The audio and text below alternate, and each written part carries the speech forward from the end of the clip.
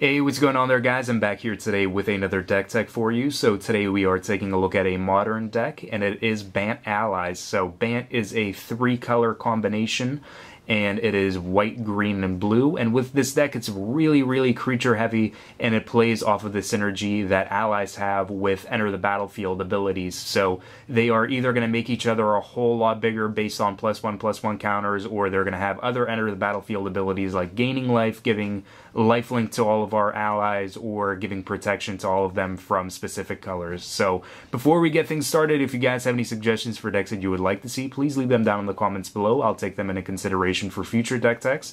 And also be sure to check out the playlists in the description below where I have all the previous decks that I've covered as well.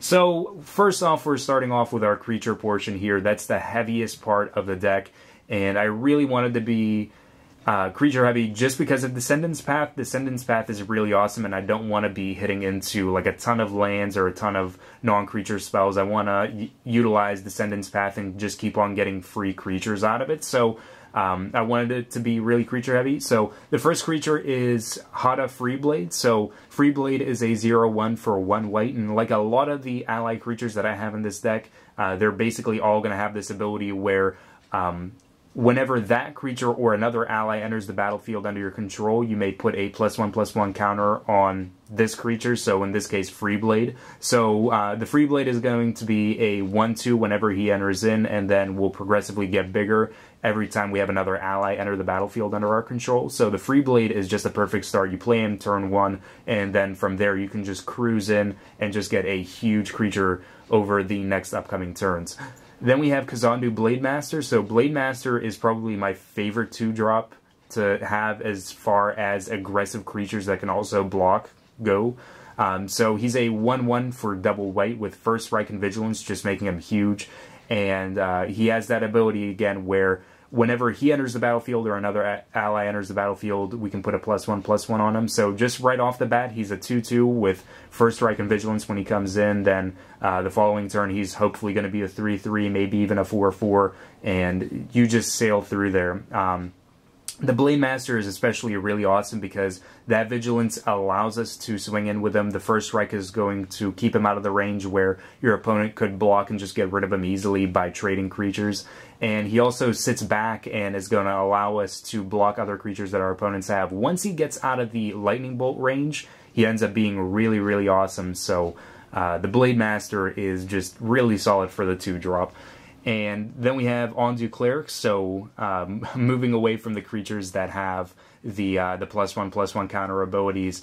Cleric is really awesome even though he doesn't get bigger. He's a 1/1 for 2, and whenever he or another ally enters the battlefield under our control, we can gain life equal to the number of allies we control. So especially if we have multiples of them, if we're able to just drop multiples of the Cleric or even get Jwari Shapeshifter to become a copy of the Cleric, he ends up just gaining back this immense amount of life for us, and it really pays off to have him just up against other really aggressive decks that either try to just go over the top with creatures or they just have a lot of spells that will get our life total down. The Cleric ends up being the easiest way to gain back life consistently, so the Cleric is our ace in the hole for gaining back life and assuring that we don't drop down to 0 life really easily. Then we have Oran-Rief Survivalist, so another creature with the counter ability, enter the battlefield ability, so 1/1 for 2, and whenever he or another ally enters in, he's going to get a +1/+1, so he's pretty plain. He's not really that impressive, but I wanted another 2-drop creature that will play off of all the other allies that I have. Ultimately, you just want a whole lot of really cheap things, and you want to be doing a lot of things early on and getting your opponent before anything big happens on their end. So the Survivalist is just another kind of plain creature, but ultimately he just plays into the allies. And then we have Harabaz Druid. So the Druid's a 0/1 for 2. It's another creature that doesn't get any bigger, but will allow us to tap it and add X amount of mana of any one color to our mana pool, where X is the number of allies that we control. So this is going to allow us to play just huge things like Sea Gate Loremaster, Turntimber Ranger, just right off the top and be able to play them early on, or just even keep mana open so that we can do things like having Path to Exile mana open, or play a Descendants Path on top of playing a creature in the turn, or stuff like that. But the Druid just allows us to have extra mana open and do multiple things per turn, so the Druid's pretty awesome for that. After we go in Sideboard, then we are going to have mana open for things like Rootborn Defenses, which ends up being pretty good up against the matchups that have board sweepers like Wrath of God, Day of Judgment, things of that nature. So if we want to give our creatures indestructible, the Druid's a easy way to have mana open and be able to do so. Then we have the Jwari Shapeshifter, so another 2-drop. And we can have it enter the battlefield as a copy of any ally creature on the battlefield. So whether we want another Blademaster, another Cleric to gain back life, or something bigger like a Turntimber Ranger or a Sea Gate Loremaster, the Shapeshifter is just versatile. It allows us to basically make it a copy of anything we already have and just play off of that.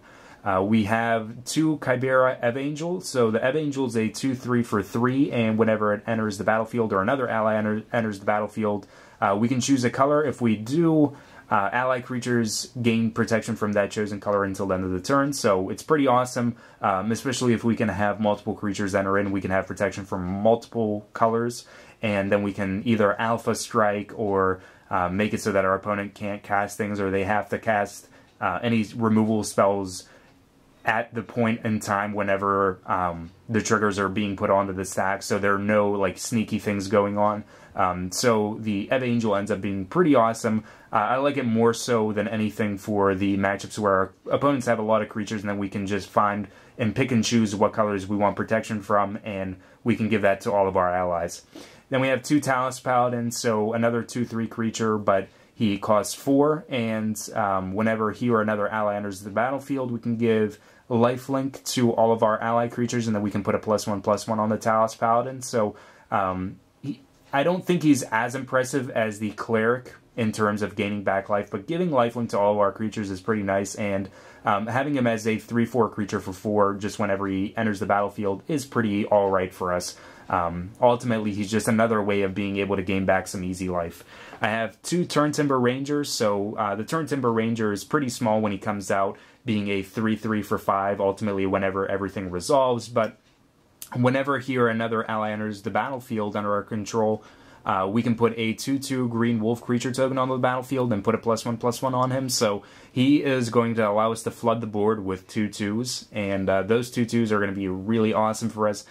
Just being able to have them either as blockers or as more creatures that are going to be swinging in up against our opponent. And ultimately, the more creatures we get on the board that our opponent can't deal with, it's just going to be awesome for us because they only have a limited amount of removal spells like Lightning Bolts, Dismembers. Pretty much the easiest way for our opponent to deal with things like the Turntimber Ranger is to use a Wrath. So if they have a Wrath, it's kind of unfortunate for us, but ultimately the Ranger is just going to plop out a bunch of creatures for us in the upcoming turns, even the turn when he comes out and then the following turns, so that we have a lot of stuff that our opponent has to deal with. Then I have 1 Sea Gate Loremaster. So the Loremaster, I don't want like a huge amount of copies of him. I just kind of ended up cutting him just down to a 1 of, but he's a 1/3 for 5, doesn't get any bigger, but allows us to draw cards for each ally that we control, so that's pretty awesome, especially up against the matchups where our opponent is finding resolutions to the things that we're doing. Drawing anywhere from 1 to like 3, 4 is pretty awesome for us. It fills up our hand. It allows us to dig into other things, like if we need removal, like Path to Exile, or any of the things that we sideboard in, we can find those things, and it allows us to get more allies that we can actually play.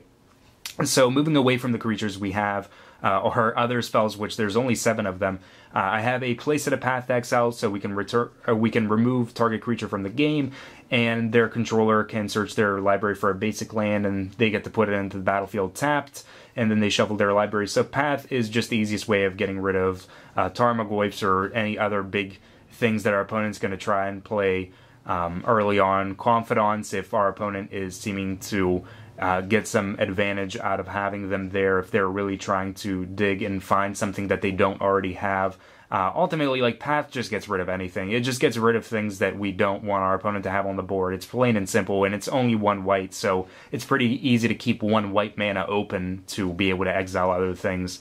I have 3 Descendants Path as the final card, as our final spell here. So Descendants Path is 3 mana, and it's an enchantment. And at the beginning of our upkeep, we reveal the top card of our library. If it's a creature card that shares a creature type with a creature we control, it's kind of long and really kind of awkwardly worded when you're reading it, but you can cast that card without paying its mana cost. Otherwise, put that card onto the bottom of your library. So with Descendants Path, basically, we are going to be able to dig through the top of our library. So if we reveal a land, it's going to go to the bottom of our library. And generally, we're not going to want a huge amount of lands anyway.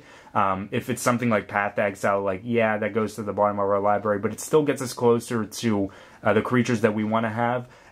If we have a creature on top of our library, all of them are going to share a creature type because they're all allies, or even humans, I guess, as well, except for like the Turntimber Ranger and the Loremaster. But ultimately, the Descendants Path is going to allow us to get free creatures onto the board, and especially if they're bigger things like the Turntimber Ranger or the Loremaster, we don't have to pay a big amount of mana in our turn to actually get them out there. So the Descendants Path every turn is going to allow us to either put lands on the bottom or put a creature out there. So it's pretty awesome for us either way. And then we have our lands here. So with our lands, I have a playset of Cavern of Souls, a playset of Ancient Ziggurat. So with both of those, they are going to allow us to have any mana that we want for our creatures. The Cavern of Souls, we can name allies, and then our creatures are going to be uncounterable. The Ancient Ziggurat is not as specific for what creatures we're using it for, but doesn't provide generic mana for us if we want to use it for, like, Descendants Path. If we need the generic mana for Descendants Path, we can't use it. The mana produced by Ancient Ziggurat can only be used on creatures, so that's kind of the downside to it, but at the same time, it's still pretty good for us. It's going to allow us to play Shapeshifter or Loremaster if we need them, if we don't have the blue mana. Then I have 6 Shocklands, so 4 Temple Gardens and 2 Hallowed Fountains, which can be searched for with Marsh Flats. So Marsh Flats is going to allow us to crack it, and then we can search for Temple Garden if we need the green. If we need blue to go for like Loremaster, Shapeshifter, if we don't have Cavern or Ziggurat, then we can go and search for that. But chances are that we're going to have Cavern or Ziggurat, so it doesn't really matter that much, but still having the outlet for blue is pretty good for us. The Marsh Flats lets us cut down the amount of lands that we have by fetching, so we don't hit into them as often. It cuts down the probability of drawing into lands, which is something that we definitely want.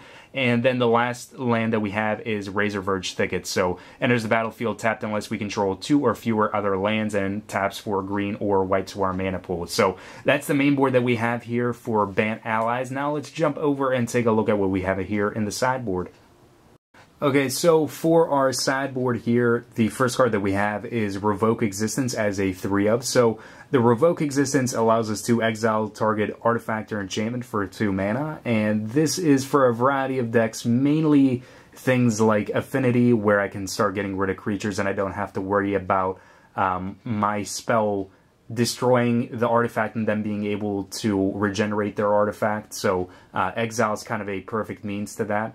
Also, Birthing Pod, I can get rid of their Birthing Pod copies, and also Splinter Twin. So those are kind of like the big 3 things that I want to have the Revoke Existence for, that I can just exile their artifact or enchantment.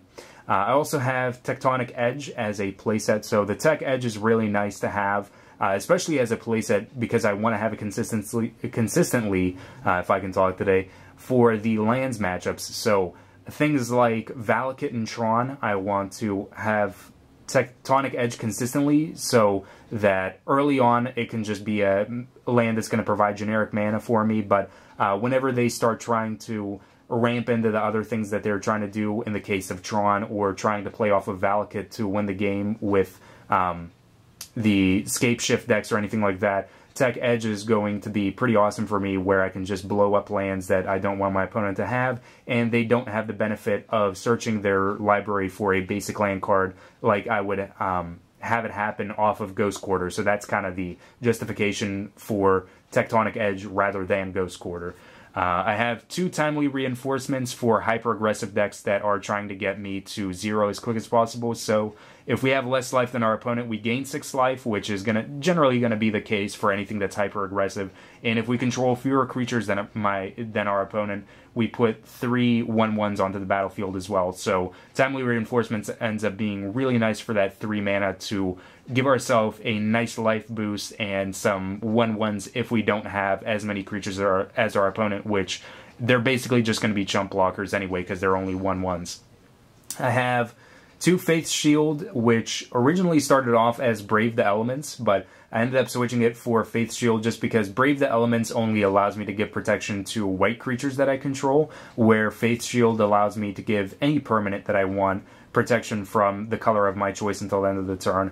Under Faithful Hour, if we have 5 or less life, which doesn't really happen a whole lot, we give protection to each permanent we control and protection from the color of our choice. So we and all of our permanents that we have are going to gain protection with the Faithful Hour. But with Faith Shield, it's basically just an easy way to protect things like Turntimber Ranger, Sea Gate Loremaster, and any of the other white creatures that we have that we want to survive. Things like Lightning Bolts, Dismembers, any other targeted removal. I have 2 Rootborn Defenses for sweepers, so up against the control-based decks, I can have it and give my creatures indestructible, so even though sweepers will say you can't regenerate creatures, that's kind of my way around it, where I can play Rootborn Defenses and give my creatures indestructible instead, so they survive big wraths. And then I have 2 Relic of Progenitus, so this is up against anything that is trying to play off their graveyards, so any of the Life of the Loam-based decks, or anything like Tarmogoyf trying to get bigger off of graveyards, I can also side in the Relic for that and make sure that Goyf doesn't get really big. So Relic is just nice for that. It allows me to also draw as well off of cracking it to exile all graveyards, so it kind of replaces itself as well. It's kind of like a cantrip. So that's the sideboard that we have. It's pretty plain and simple, and that's the deck text. So that's the main board and the sideboard for Bant allies and what I'm playing. It's a really fun deck. It's really simple to understand, and it's something that you can just sit down and have a lot of fun with. So if you guys enjoyed this deck tech, please be sure to like and subscribe to the channel for more deck techs and other Magic the Gathering videos. The entire deck list is down in the description below where you guys can check that out. And also, you guys can check out all the previous decks that I've covered on the channel. There's 2 playlists in the description with both non-budget and budget decks that I've covered, so be sure to check that out. Until next time, guys, have yourselves a wonderful, fun-filled Magic the Gathering day. Peace out.